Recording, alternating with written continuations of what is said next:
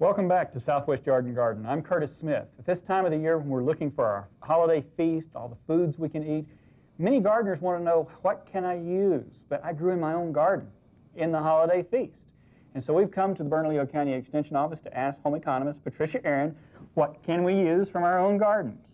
And I see that over here you've got a bowl of various fruits. And these are New Mexico grown fruit? New Mexico grown fruits are gorgeous apples and quince. So this is an apple. Mm-hmm. It's a Granny Smith apple. This is a Granny Smith. Is this a good apple for cooking with? It certainly is. You know, cooking apples have less sugar. They're more tart. So when you make pies and other desserts, they tend to hold their shape. Ah, some of us like this just for eating. Yes, it's a nice tart apple. But here's the famous eating apple, yes. The Red Delicious. Right. Then I see you've got a Golden Delicious. Mm-hmm. Now you know, those are very sweet. They have a lot of sugar. Mm-hmm. And if you tried to make a pie with them, the slices would be very mushy. They'd make a great applesauce, though. So you have an applesauce pie. Right, exactly. Okay, and then this last one you've got in here that we want to look at is flat. Mm-hmm. So what is this one? A Rome. This is a Rome apple. Yes. Now, is this an eating apple or a cooking apple? That's a wonderful cooking apple. So we've got two that we would cook with, mm-hmm. and two that you just eat out of hand. Right. Okay, and I see something else very interesting here. As a horticulturist, I like this. It's not something we see a lot of, but apparently there's quite a bit of quince grown in New Mexico. There certainly is, and here in the Albuquerque area, there are a lot of trees in the valley. And you get a lot of questions about this. Yes, I do. And this is a very fragrant fruit. Yes, I understand at one time those were put into closets and drawers as an air freshener. I think they could do the job very well. But this is also useful in cooking. Certainly is, and it does need to be cooked. It's not very good raw, but it's delicious when it's cooked. It can be baked like an apple or combined with apples and other desserts.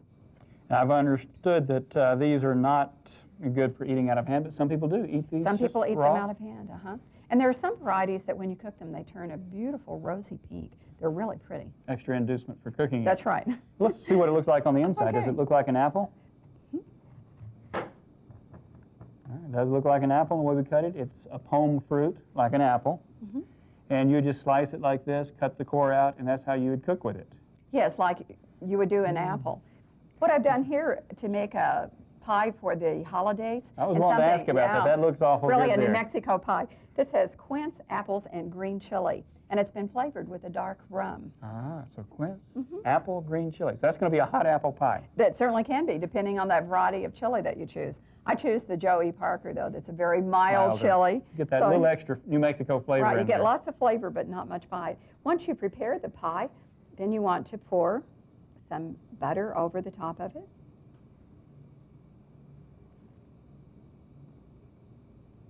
That'll make a nice flavor. And then with the pie crust, that we're going to cut slits in it to let the steam out, and then put it on top of the pie, and then bake it for 45 minutes. So this would be one of the solid crust pies. Yes, it is. It's called a double crust pie. All right, looks good. And then we'd flute it. That means that you're going to take it and tuck it in around the edges here. We'll flute it and then put it in the oven. You've got a dessert for holiday dinner. Wow, something right from the garden. You can grow chili, whatever variety you like. Is there any special way to prepare the chili before you put it in here? It's roasted, peeled, seeded, and then chopped. Just plain green chili. And you know, Curtis, if you wanted to prepare this pie ahead of time, it can be frozen. Ah, so you don't have to eat it while it's hot. No, I know you'd want to. Pie is good. Yeah, you could put it on a baking sheet and freeze it solid, and then wrap it in aluminum foil, put it into a gallon freezer baggie, and it will freeze up to 4 months. Of course, I think at your house it would go before that. It would be very tempting. Knowing that it's there, it would be kind of calling my name. And there are other things we can grow in New Mexico that we can make pies with cherries, certainly. Peaches, Pears. apricots. Pear pie is wonderful. Ah, pear pie. All sounds very interesting. Well, I think you've got someone set up for a really good holiday feast here. Patricia, thank you very much. This looks good. I'm hoping that after we finish shooting, we'll be tasting. You will. Happy holidays, Curtis. Thank you, and happy holidays to you, Patricia. Thank you. Enjoy your holidays with green chili apple quince pie.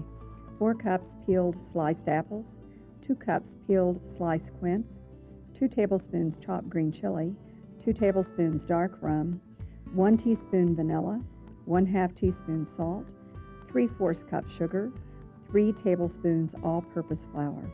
Preheat oven to 450 degrees Fahrenheit. Line a 9-inch pie plate with bottom crust. Combine all ingredients. Pour into prepared crust. Drizzle with 1/2 cup melted butter. Place top crust over filling. Bake in preheated 450 degree Fahrenheit oven 10 minutes. Reduce oven temperature to 375 degrees Fahrenheit and bake 45 minutes or until crust is golden.